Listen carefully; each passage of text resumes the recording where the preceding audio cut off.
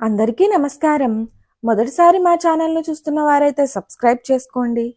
పక్కనే ఉన్న bell ఐకాన్‌ను click చేయండి. ఎలాంటి గురువును ఆశ్రయించాలి? అందుకు రామకృష్ణులు ఇలా వివరించారు. తమను ఆశ్రయించిన భక్తులందరూ తమను, తమ విధానాలను సునిశితంగా పరిశీలించాలని, అలా పరిశీలించిన తదనంతరమే తమ యథార్థ తత్వం పట్ల విశ్వాసం వహించాలని ఆయన నొక్కి వక్కానించేవారు.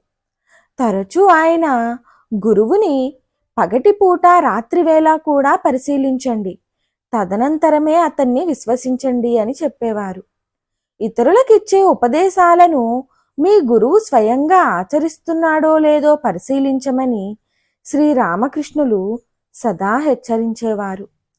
ఆలోచనలు, పలుకులు, చేతలు ఒక్కటిగా ఉండని వ్యక్తిని ఎన్నటికీ నమ్మవద్దని ఆయన చెబుతూ ఉండేవారు. ఈ వీడియో గనక మీకు నచ్చినట్లయితే లైక్ చేయండి, షేర్ చేయండి, కామెంట్ రూపంలో మీ అభిప్రాయాన్ని తెలియజేయండి. Thanks for watching.